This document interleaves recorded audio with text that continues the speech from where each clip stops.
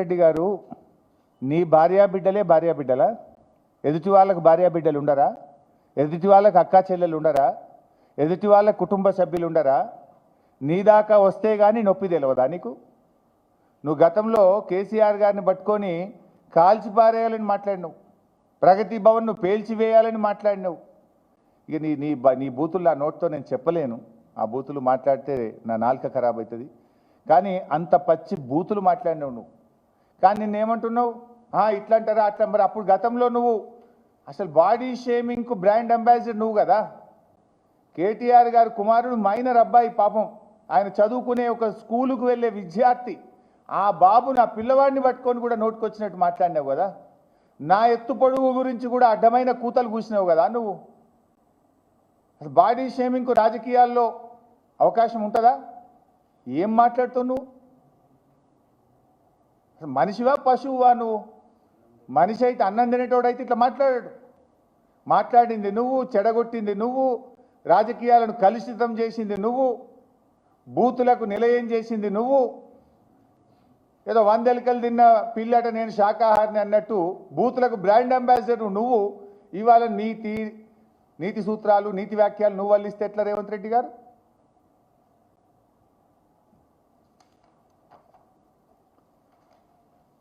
ఇకపోతే నిన్న రేవంత్ రెడ్డి గారు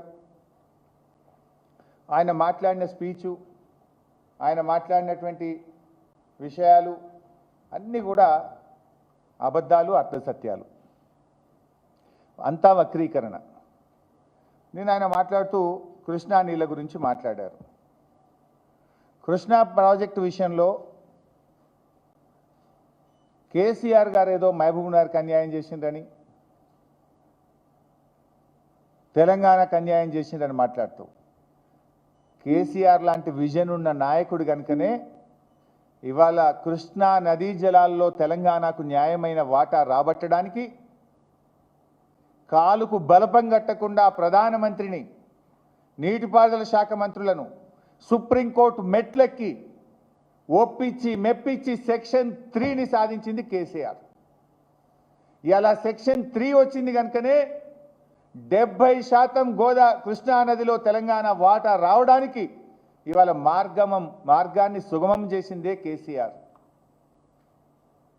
సెక్షన్ 3 రాకపోతే ఆనాడు నీ కాంగ్రెస్ పార్టీ రాష్ట్ర విభజన చట్టంలో పెట్టిన దాని ప్రకారంగా చేస్తే ఉన్న 811 వంచుకోవాల్సి వస్తుండే. అప్పుడు మనకు న్యాయం జరిగే ప్రశ్నే లేదు. కానీ కేసీఆర్ గారు రాష్ట్రం ఏర్పడ్డ నెల రోజుల్లోనే స్వయంగా ఢిల్లీకి వెళ్ళి మాకు ట్రిబ్యునల్ కాన్స్టిట్యూట్ చేయండి, నదీ పరివాహక ప్రాంతం ఆధారంగా కృష్ణా నదీ జలాలను పునః పంపిణీ చేయాలి, 2 రాష్ట్రాల మధ్య పరివాహక ప్రాంతం ఆధారంగా పంచాలనే పోరాటాన్ని రాష్ట్రం ఏర్పడ్డ మొదటి నెలలో ప్రారంభించింది కేసీఆర్. దాన్ని సాధించింది కేసీఆర్. ఈ చిల్లర ముఖ్యమంత్రి ఏం మాట్లాడుతుండు? ఏదో శాశ్వతంగా కృష్ణా నదీ జలాల్లో అగ్రిమెంట్ చేసుకున్నారు, కేసీఆర్ హరీష్ రావు సంతకం పెట్టి వచ్చిండు అని చిల్లర మాటలు అసెంబ్లీలో మాట్లాడతాడు. ఒక అబద్ధాలకు హద్దు పద్దు కూడా ఉంటుంది. నిన్న శాశ్వతంగా మేము అగ్రిమెంట్ చేసినామని చెప్తాడు, కేసీఆర్ హరీష్ రావే సంతకం పెట్టిండని చెప్తాడు. అది ఎంత పచ్చి అబద్ధం అంటే అసలు దానికి కారణం ఏంది? ఆ అగ్రిమెంట్కు బేసిస్ ఏంది? నేను నోటి మాట చెప్పాను, కాగితాల మీద చూపించి మాట్లాడతాను. ఇది 26 జూన్ 2015, అంటే రాష్ట్రం ఏర్పడ్డాక మనం 2 జూన్కి ఏర్పడ్డాం, 24 రోజుల తర్వాత, రాష్ట్రం ఏర్పడ్డ 24 రోజుల తర్వాత. ఇది ministry of water resource, Delhi. ఇందులో మరి రాష్ట్రం ఏర్పడ్డది జూన్లో, వర్షాలు పడుతున్నాయి, మొదటి క్రాప్ ఇయర్ స్టార్ట్ అయింది. మరి ఆ నీళ్ళని ఎట్లా వాడుకోవాలి 2 రాష్ట్రాలు, దాని ప్రాతిపదిక ఏంటి అని ఢిల్లీలో మీటింగ్ జరిగింది. ఆ మీటింగ్కి వెళ్ళింది, సంతకాలు కూడా ఉన్నాయి, చూపిస్తా, అది కూడా చెప్తా. ఆ మీటింగ్కి వెళ్ళింది మన రాష్ట్రం తరఫున ఎస్కే జోషి గారు, ఆంధ్రప్రదేశ్ నుంచి ఆదిత్యనాథ్ దాస్, ఇవి 2 సంతకాలు ఉన్నాయి ఇక్కడ. ఈయన ఏమంటాడు? హరీష్ రావు సంతకం పెట్టిండు, కేసీఆర్ గారు పెట్టిండ్రు అంటాడు. నువ్వు పెట్టుకున్న అడ్వైజర్ తెలంగాణకు అన్యాయం చేసి, తెలంగాణకు నీళ్లు రాకుండా చేసి, తప్పుడు అఫిడవిట్లను ఇచ్చి కోర్టు చేత చీవాట్లు మొట్టికాయలు తిన్న ఆదిత్యనాథ్ దాస్ను తెచ్చుకొని నువ్వు అడ్వైజర్ పెట్టుకున్నావు ఇవాళ తెలంగాణకు. తెలంగాణ నోరు కొట్టినోడు, తెలంగాణ నీళ్లు కొట్టినోడు. చివరికి తెలంగాణ ఆనాడు కేసీఆర్ గారి ప్రభుత్వం గ్రీన్ ట్రిబ్యునల్లో, సుప్రీంకోర్టులో, హైకోర్టులో మనం దాన్ని ఎక్స్పోజ్ చేస్తే కోర్టు ఆయనకు స్టిచెస్ పాస్ చేసింది, పెనాల్టీ వేసింది.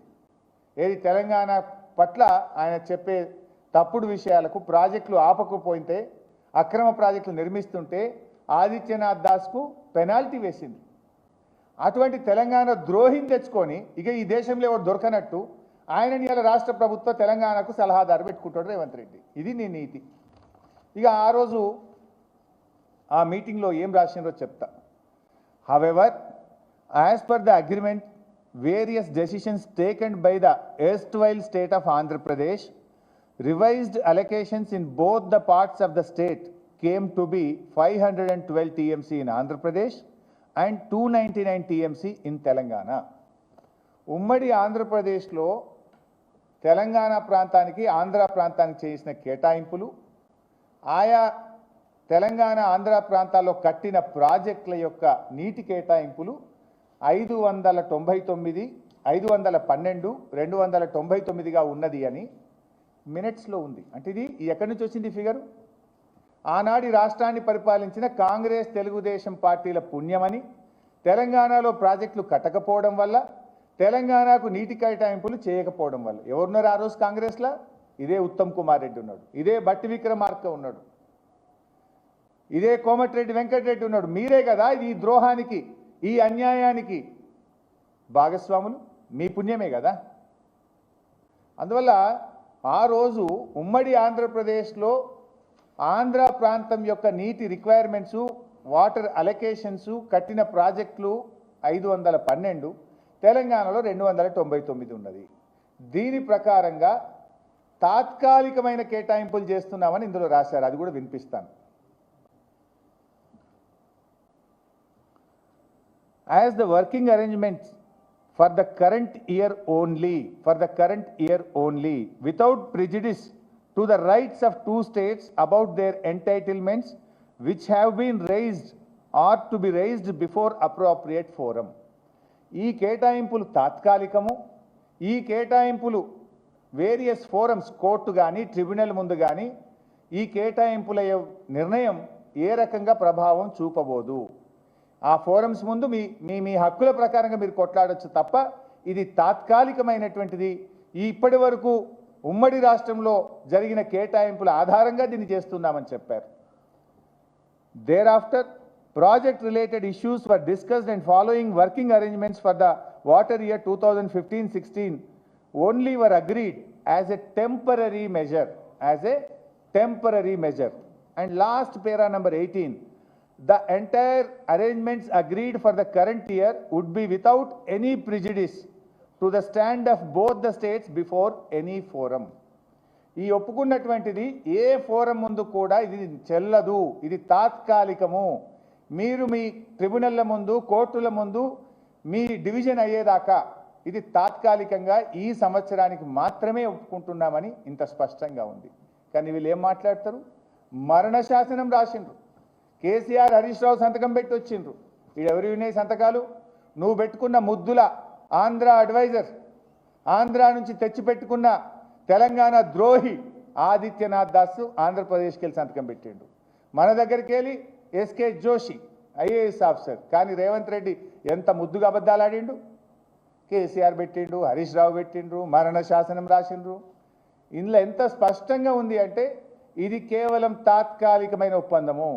ఎక్కడ ఎటువంటి దీని యొక్క ప్రభావం ఉండదు. ఈ లెక్క కూడా ఉమ్మడి ఆంధ్రప్రదేశ్లో ఆనాటి కాంగ్రెస్, తెలుగుదేశం పాలనలో కేటాయించిన కేటాయింపులే ఈ యొక్క లెక్కకు ఆధారం. It is very clear.